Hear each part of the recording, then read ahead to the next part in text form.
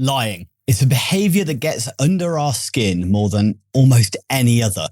We hear it and we jump straight to moral judgment. They know right from wrong. They're just dishonest. But what if lying isn't really about deceit at all? What if it's a survival behaviour, whether you're 5, 15 or 50? If you are caring for someone else, whether paid or unpaid, and no matter how many hours you do it, did you realise that you may be missing out on thousands of pounds of discounts for things that you may use every day? The Able to Care podcast is proud to be sponsored by the UK's #1 carers card. Started by two best friends who recognise that carers deserve better and are 100% committed to helping to change the lives of all carers and bringing them together as a strong community. Carers Card UK provides support, recognition and rewards. It offers reassurance by providing an ID card that helps access emergency information when needed, while also unlocking discounts, a wellbeing hub, a carers circle tool and a community through their app. All of this for less than the price of a box of chocolates a year. There are discounts on gym membership, days out, electrical goods, clothing and even glasses. Let others know you care while taking a little care of yourself with an ID card you can be proud of. Visit carerscarduk.co.uk/promo code/able to care today to order yours.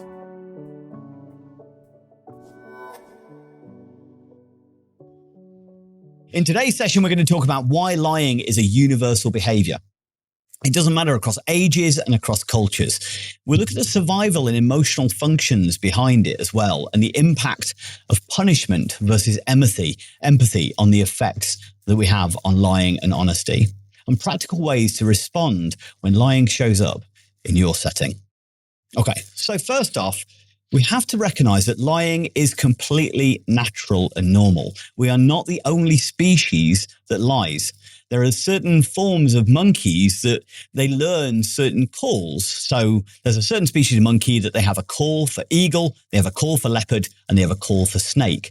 And when they make that call, if it's an eagle, then all of the monkeys then kind of go lower into the trees so they don't get taken by the eagle off the top branches. If they do the call for snake, then the monkeys run up into the tree. If they do the call for leopard, they go higher up into the tree. So depending on which call they make, their troop, their pride then moves into a safe place. But what some monkeys have learned to do is do a false call. So let's say all of the other monkeys are down on the floor, they're foraging, they're finding food. And then one monkey gives a call for leopard. And all the monkeys then scutter into the tree, meaning that the monkey who lied gets free pickings of the fruit on the floor. Hey, there's an adaptive element to that lying.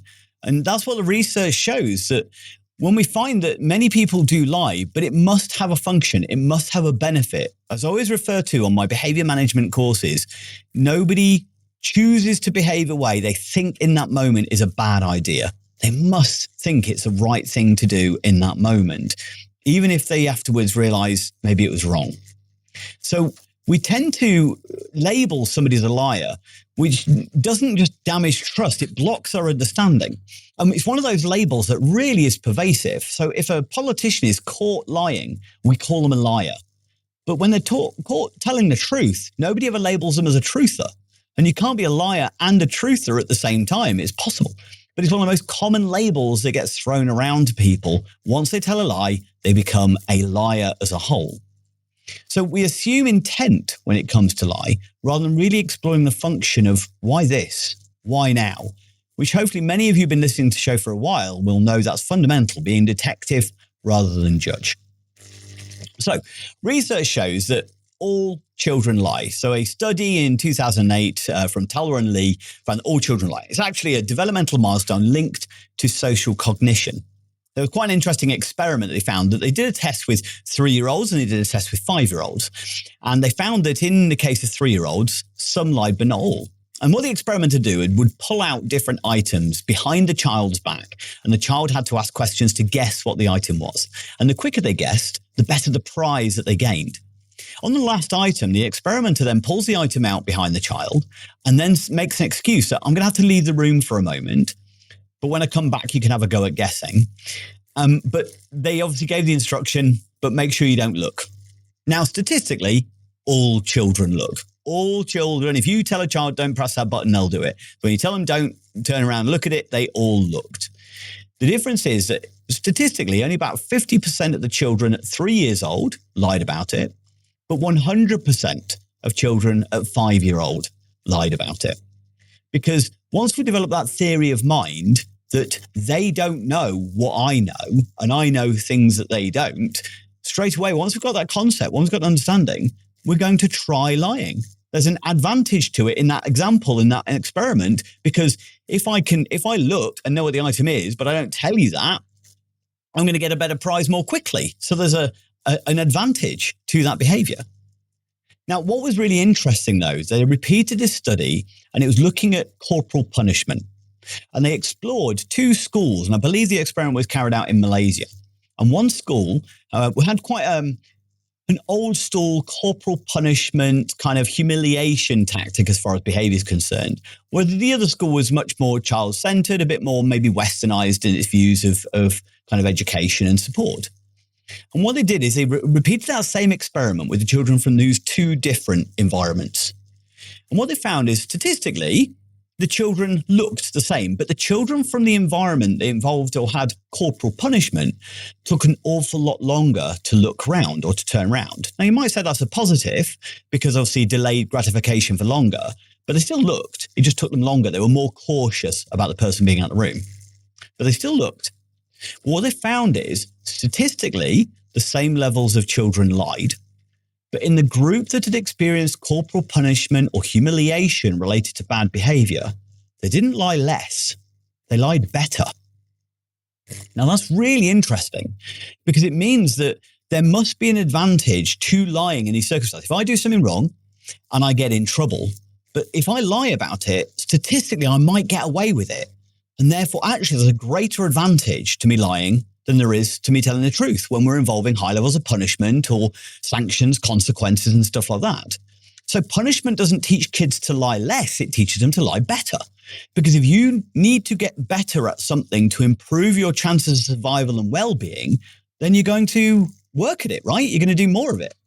So this was an example of a kid. So it was a ball that got brought behind the child, for instance. And this 5-year-old child goes, it's a ball. And they say, how did you know that? And some would crumble in the previous group. It wouldn't take them long before, looks and give in.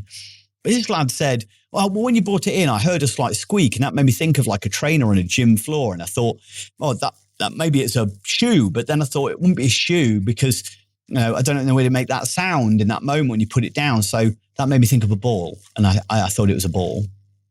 Now, that's incredibly complex lying for a 5-year-old.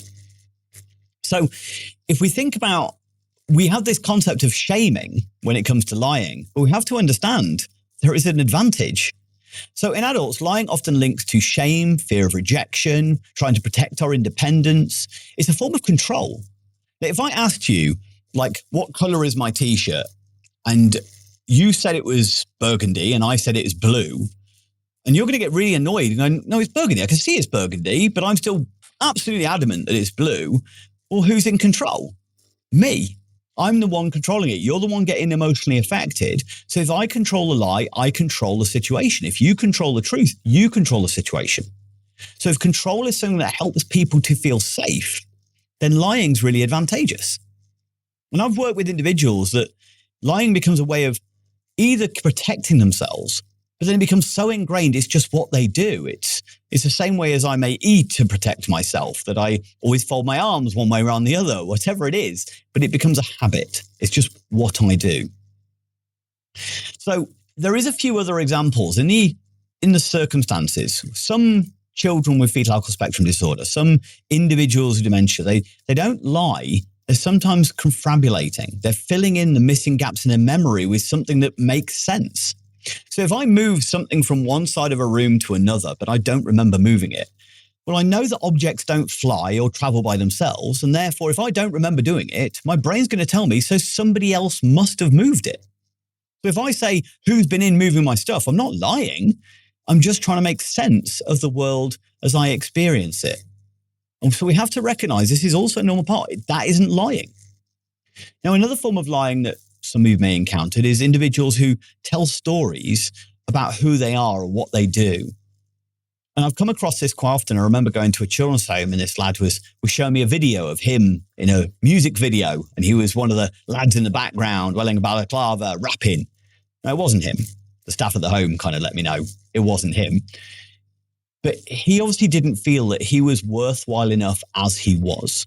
So he needed to pretend or try and convince people he was somebody more than he was. Now, if you look at it that way, rather than telling him off for being a liar, don't want to help him to believe in himself more. Why would you tell him he's not good enough and he's a liar and he doesn't tell the truth and whatever it is? It's not going to build his self-esteem. We need to help him to feel self-esteem and worthwhile and that he matters in the world just for who he is, rather than who he thinks that you would care about, who you would like. So in short, people don't lie because they're bad. They lie because it meets a need, whether it be safety, whether it be control, whether it be connection or attachment, or it's actually a view of survival. Okay, so what do we do instead? How do we change these labels in our head? Instead of thinking they lied to me, ask, how is this behavior protecting them? What is this behavior benefiting? Why this? Why now? What are they feeling right now? What's wrong for them? Or what might have happened in the past that could be presenting within this lie? What was the behavior to protect them from? Could mean they're lying to avoid embarrassment. A teenager might lie to keep control in a world that feels unpredictable. An adult might lie because the shame feels safer than truth. An older person might lie because about taking medication to hold on to autonomy. I've already taken it. They may not remember or misremember, or it could be, hey, they don't have a lot of control in this world, but they can control that. Maybe they feel they have to lie to be the only way that they can control a situation. Which is a story I think I told on another event or on a podcast about somebody, a teacher confronting a lad about a football and the lad lying because he said the football was new. But we spoke about, or I talked and touched on but was it new to him? Was it the only way he thought he could convince this adult to let him keep this thing that he cared about? I completely understand that lie. So instead, we need to then find out the need, figure out or be curious about the need itself. Then we need to validate it, not shame it, but teach the skill. I can see, if you think it's because I didn't want to get in trouble, you can say, I see you didn't want to get in trouble. Next time, let's try this. It separates the behavior from the person and shows that honesty is a skill, not just a rule. There's a good example that I sometimes refer to that we set up this parenting trap, if you like. If you've got a child who lies habitually, sometimes we set up this thing of, right, how am I going to teach him the importance of telling the truth? And we can do the parables of the boy who cried wolf and stuff like that, but maybe it's not getting through. So we set up this scenario. We find something, we know that they broke. You pull them into the room and go, what happened here? And you want them to admit it was them. So you can go, that's okay. Thank you for telling me the truth. And then obviously deal with it accordingly. But instead they go, wasn't me. So then you try and go, come on, I know it was you. And you might offer suggestions like, look, if you tell me the truth, you won't be in trouble. But if you lie, there's going to be consequences. But they've already lied. So I was saying that a bit too late. Also, if we don't have trust, if we don't have connection, they may not believe you. They might go, it's safer to lie than it is to tell the truth. But sometimes they're lying because it's automatic. They do it without thinking.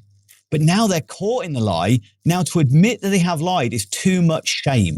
It's too much loss of control. It's too unsafe.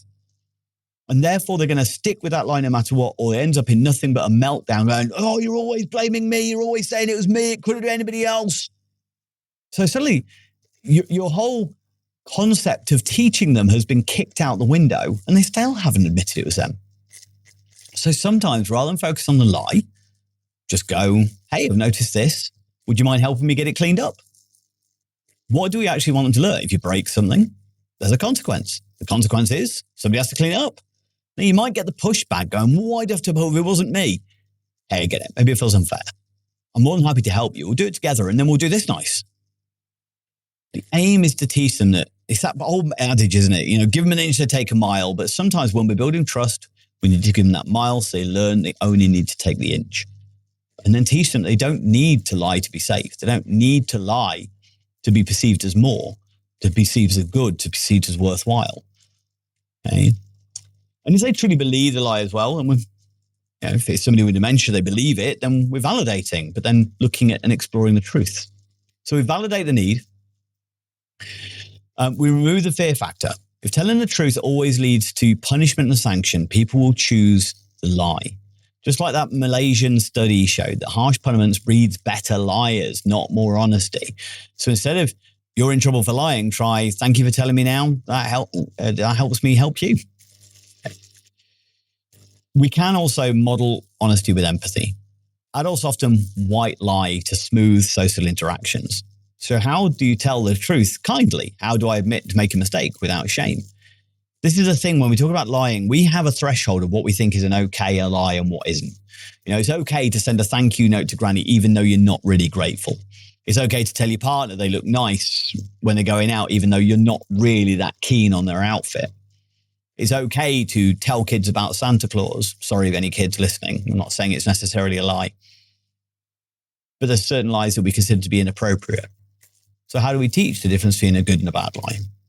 We teach repair, not fear. So lie caused harm, focus on repairing the trust rather than shaming. How can we make this right? It shifts the focus from moral judgment to relational repair.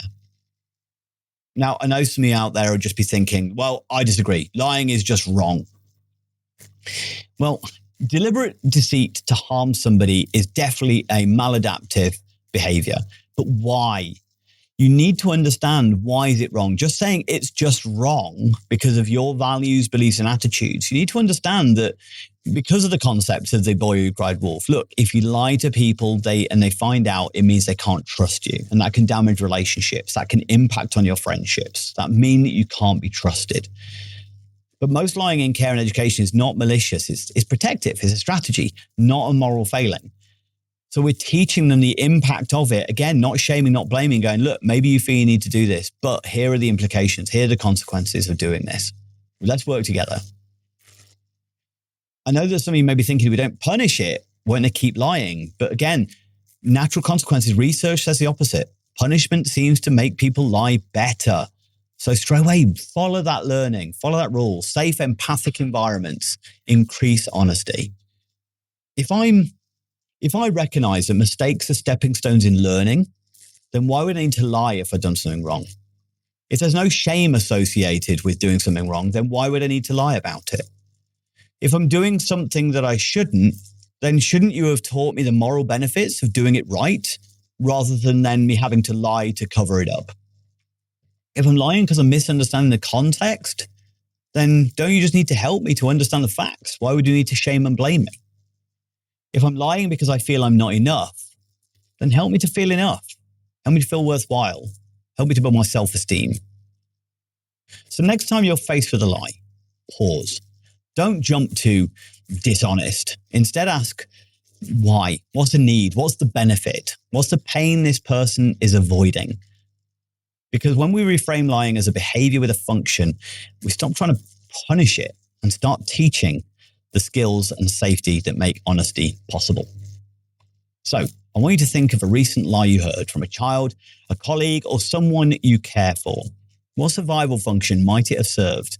And how could you respond differently next time? Thanks for listening. And if this episode helped you shift your perspective, please share it with a colleague or parent who's frustrated by lying. Because honesty isn't just about truth. It's about trust. And when people feel safe, the truth has room to grow. See you next time.